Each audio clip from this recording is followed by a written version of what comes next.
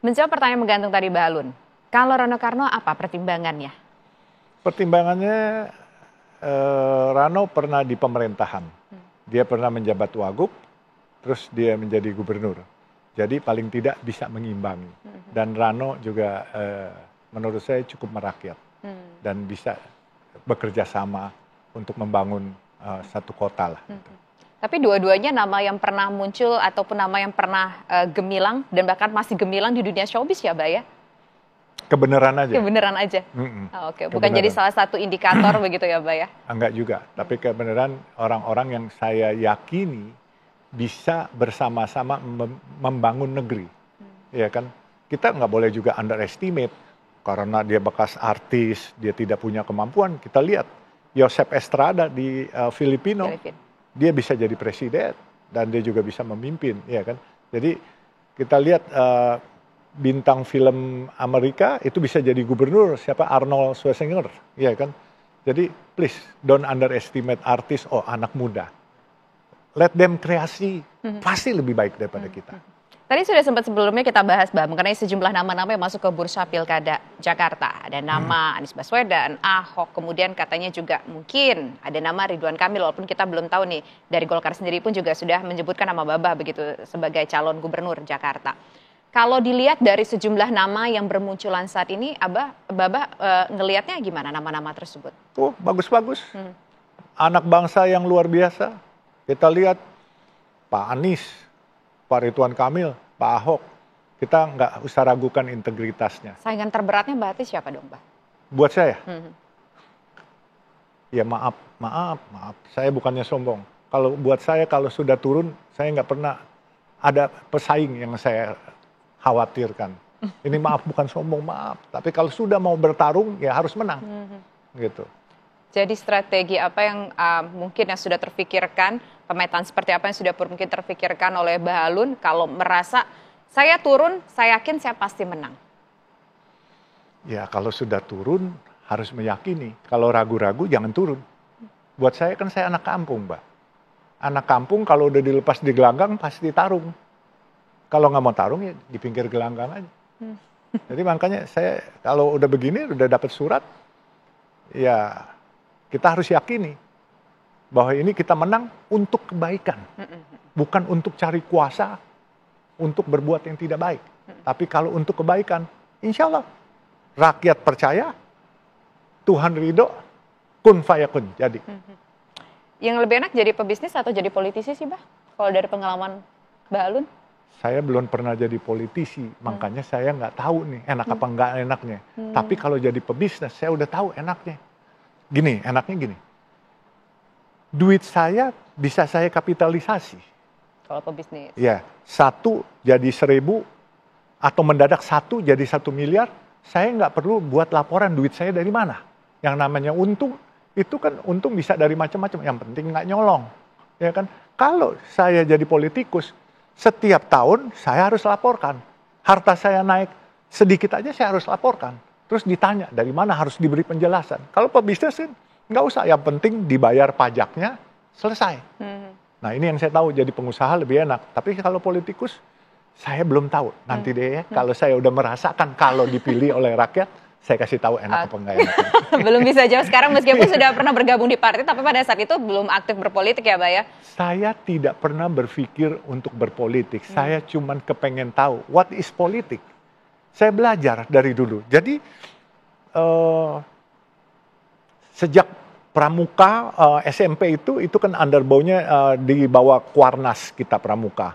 Jadi Kuarnas itu underbow Golkar semua. Jadi kita sudah belajar semua. Jadi saya kepengen tahu, walaupun saya nggak ambil sampai sarjana, tetapi saya yakin teman-teman saya yang sarjana banyak. Jadi saya belajar dari mereka-mereka. Mungkin ada 5-10 orang yang saya jadikan mentor, saya suka tanya. Jadi 10 kepala orang pintar itu saya masukin ke saya tangkap. Jadi ya lumayan. Ternyata saya bisa mencerna dari kepintaran-kepintaran mereka gitu. Kalau bicara seorang sosok Mbah Alun ini, maaf nih Mbah ya. Abah tuh katanya Mbah Alun tuh pernah masuk penjara ya dulu ya. Betul. Beberapa kali. Itu karena apa sih? Pertama, saya tahun 70 itu tawuran. berkelahi. Padahal berkelahinya 1 lawan 1. Ya kan. Akhirnya karena orang itu ya sebenarnya nggak luka sih, tapi bapaknya orang kuat, ya akhirnya kena juga saya. Dapat 21 hari waktu itu.